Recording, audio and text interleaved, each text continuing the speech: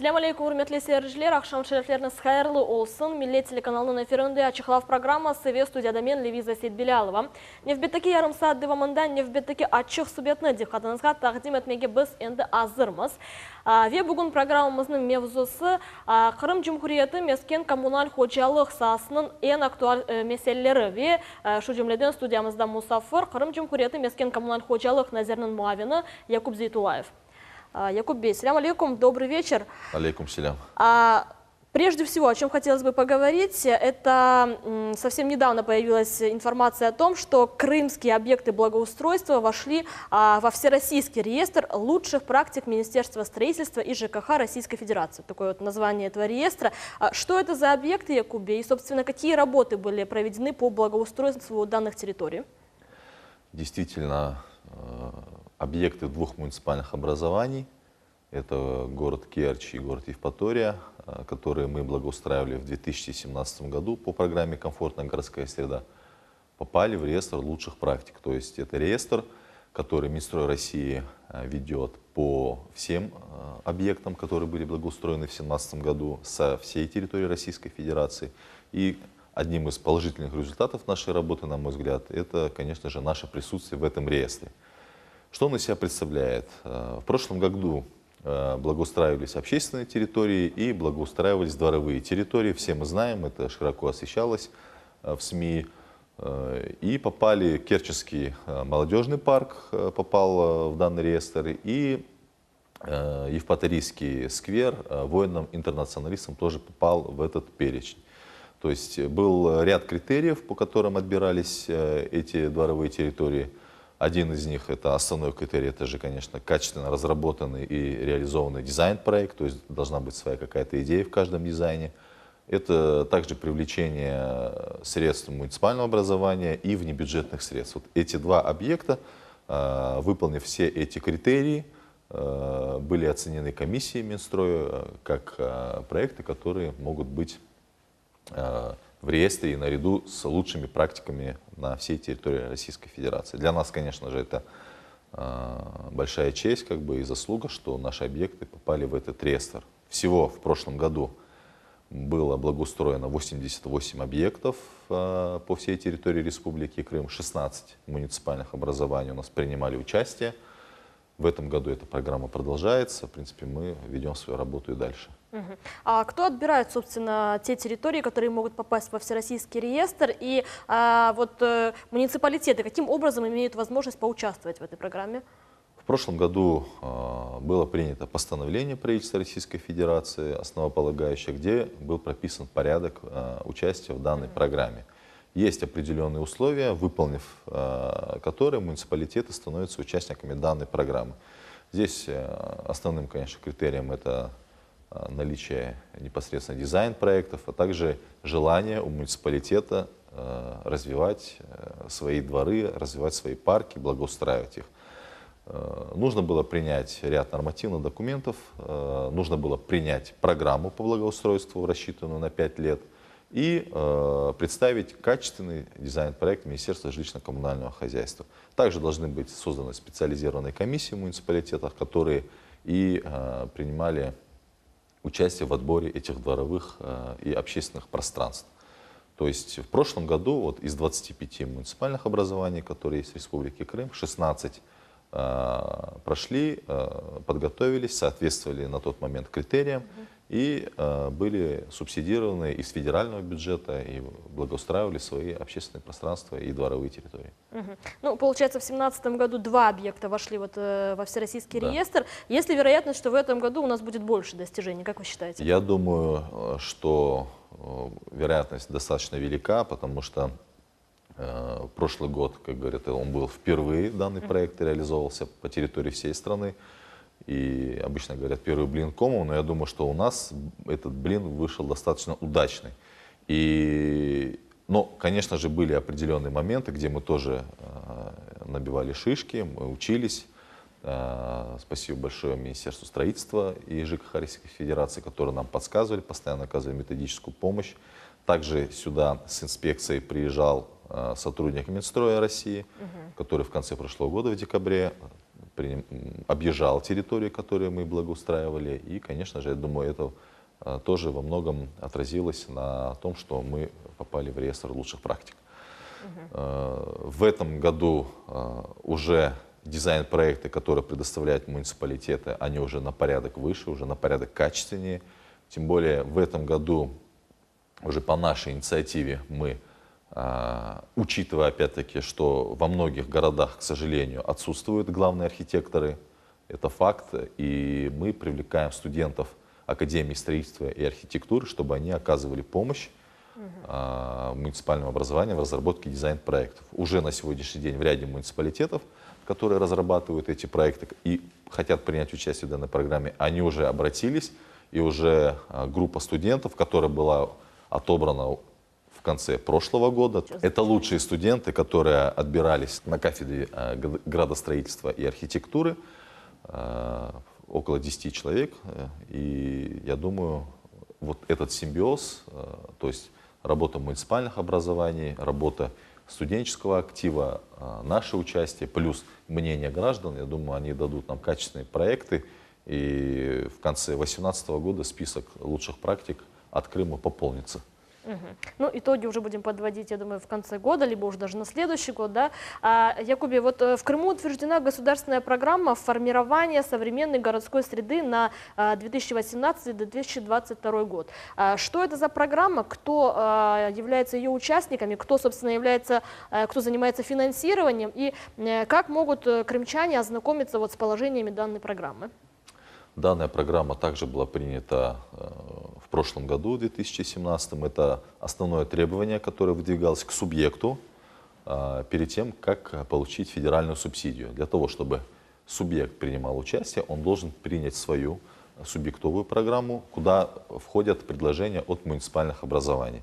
На сегодняшний день у нас программа рассчитана, вы правильно заметили, до 2022 года. Порядка 200 объектов общественных территорий и дворовых территорий в данной программе присутствует. Общий объем финансирования насчитывает приблизительно 3,5 миллиарда рублей. То есть до 2022 года, в течение последующих 5 лет, мы планируем эти средства привлечь. И в данной программе заложено 5% софинансирование от бюджета республики и муниципальных бюджетов. Также заложен небольшой процент и внебюджетных инвестиций. То есть на сегодняшний день, опираясь на опыт той же Керчи, у нас в Бахчисарае очень успешно, на мой взгляд, уже реализован проект, где были привлечены внебюджетные средства, то есть меценаты, инвесторы, они вкладывали свои средства в благоустройство территории. То есть это вот тоже одна из заслуг муниципальных властей, которые находят общий язык с представителями бизнеса и совместно реализуют проекты по благоустройству общественных территорий. Ну, какую основную цель данной программы можете выделить? Основная цель – это привести в порядок наши дворы, привести в порядок наши парки. Потому что последний раз комплексное благоустройство, я не побоюсь этого слова, производилось в прошлом столетии и в государстве, которого сейчас нету. То есть те работы, которые сейчас проводятся, это действительно комплексный подход. Мы не выделяем какой-то один парк из 100. Мы написали программу на 5 лет, и в течение 5 лет мы будем финансировать наше муниципальное образование и будем постепенно приводить наши дворы и наши парки в порядок, делать их комфортными для проживания, для наших граждан, для туристов, которые посещают Крым в летний период. То есть мы делаем на это очень большой акцент, и поэтому привлекаем специалистов, делаем ставку на будущих архитекторов. И я надеюсь, что к 2022 году Крым можно будет уже не узнать, потому что дворы и парки, они будут качественно преображены. Сегодня дизайн-проекты, которые мы согласовываем, мы не благоустраиваем что-то старое, а мы создаем перспективно что-то новое. Да, в прошлом году были объекты, за которые мы получили замечания, что было реализовано не так, как намечалось. Я как бы с этим согласен. И вот опираясь на результаты прошлого года, уже в этом году мы меняем подход к согласованию и к разработке дизайн-проектов. То есть мы стараемся внести свои какие-то краски, свою какую-то лепту, то есть чтобы каждый дизайн-проект нес свою какую-то определенную идею, и был интересен как бы и крымчанам, и туристам, которые посещают наш полуостров. Якубей, ну знаем, что в рамках этой программы уже в некоторых городах Крыма открыты пункты приема предложений от самих жителей полуострова по благоустройству той или иной территории. Вот, что это за инициатива и, собственно, в каких городах уже работают данные пункты? Что немаловажно, тоже один из основных аспектов данной программы, ее реализации, это непосредственное участие жителей в данной программе. Каждый дизайн-проект, он перед тем, как его реализовать, он согласовывался на общественных слушаниях, он согласовывался жителями той дворовой территории, которой предлагалось благоустроить. В этом году уже требования немножко изменились, и у нас населенные пункты свыше 20 тысяч человек должны проводить так называемое рейтинговое голосование. Вот из тех муниципалитетов, которые будут в этом году принимать участие, таких городов 8 на сегодняшний день. И уже 2 недели назад были выставлены урны в специализированных местах для того, чтобы люди могли выбрать общественную именно территорию, за которую люди будут голосовать. Допустим, брался какое-то муниципальное образование, будь то Симферополь, там, Саки или Евпатория. В каждом городе, мы знаем, есть 3, 5, может быть, до 10 общественных пространств. Это парки, скверы, набережные, площади какие-то. И предлагался гражданину, любому абсолютно гражданину, специальный бюллетень. Он на этом бюллетене ставил галочку напротив того парка или сквера, который, на его взгляд, требует благоустройства непосредственно в 2018 году. Сейчас у нас уже подводятся итоги это было как бы предварительное голосование, то есть муниципалитеты понимают, где какой сквер им нужно будет благоустроить. Один. Специальная комиссия, которая создана, она подсчитывает голоса, и уже на рейтинговом голосовании, которое состоится у нас 23 марта, будет жителям предложен несколько вариантов дизайн-проектов. То есть люди предыдущие 2-3 недели определялись с выбором общественного пространства, а 23 марта тоже будут у нас по 8 муниципалитетам будет 56 участков, где будут люди голосовать непосредственно за дизайн-проект сквера, который будет благоустроен там, или площади. То есть полностью на всех этапах реализации программы учитывается мнение граждан. Это делается, я думаю, для того, чтобы и муниципалитетам как бы облегчить, то есть чтобы никто голову не ломал, как лучше сделать здесь, в каком стиле выполнить данное благоустройство. Привлекает мнение общественности, мнение граждан для нас превыше всего. И вот 23-го будет проведено рейтинговое голосование, до 25-го уже будет понимание, в каком виде нужно благоустраивать те или иные территории. И непосредственно до конца марта средства будут доведены до муниципалитетов, и они приступят непосредственно уже к строительно-монтажным работам.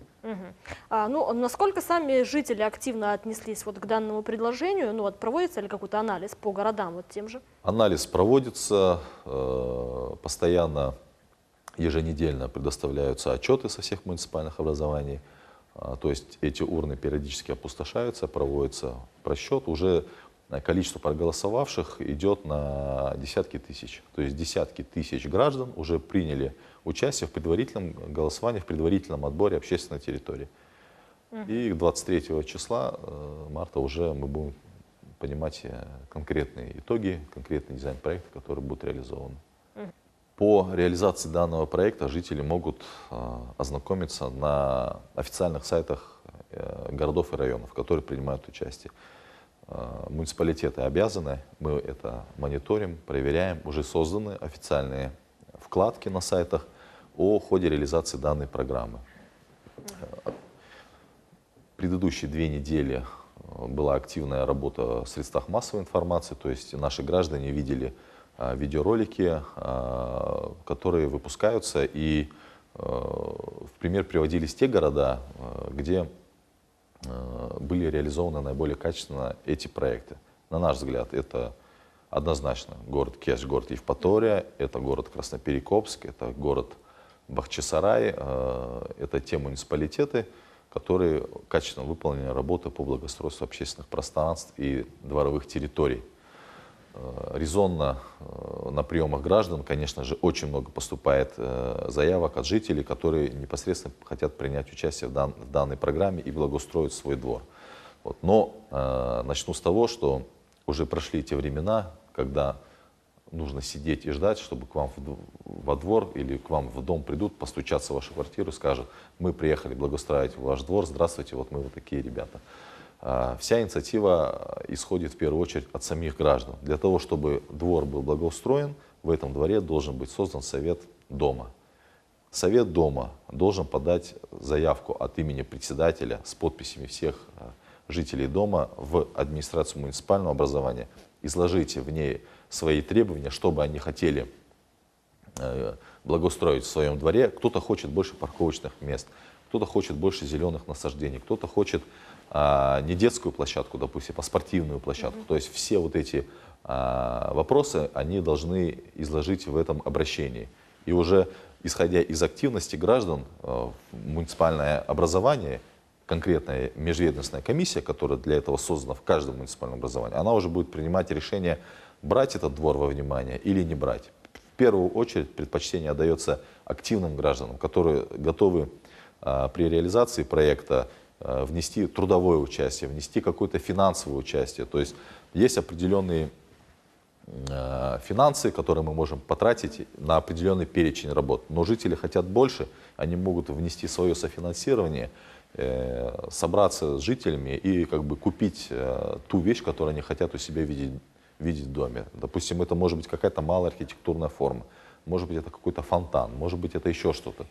То есть в первую очередь предпочтение отдается самым активным гражданам. Вот у нас город Евпатория уже не первый год, они проводят среди дворов так называемый марафон. То есть у них есть определенные критерии отбора, они запускают марафон в начале года и в конце года подводят итоги. И есть там даже определенные призовые места. То есть первое место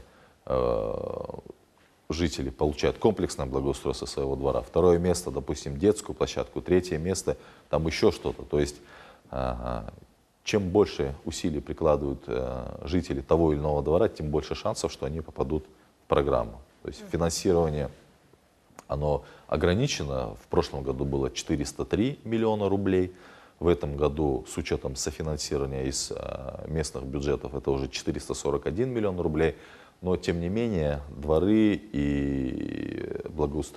которые нужно благоустроить, они исчисляются тысячами. Потому что все на самом деле дворы, они 99% они уже пришли в упадок. Нужно благоустраивать, нужно полностью переделывать концепцию внутридворового пространства, потому что количество автомобилей увеличивается. Нужно об этом не забывать. И для того, чтобы жители как бы насладились этими благами, они должны сами проявить инициативу от себя в первую очередь. Якубей, у нас эфирное время постепенно подошло к концу. Чох сау, что сегодня нашли время, посетили нашу студию. Сау за интересную информацию для всех крымчан. И шлернізде Аллахулай кетерсін. Сау нас. Урметлі сeyirciler, мен сихатырлатам, бүгін студиямыздың мұсафыры Қырым Жұмқұриеті Мескен коммуналь қожалық нәзерінің муавины Якуб Зейтулаев олды. Böylelikle açıklав программасы сонына келіп, сізге әйе ақшамлар тілей. Көрішмек үзірем, сағылықнен қалыңыз.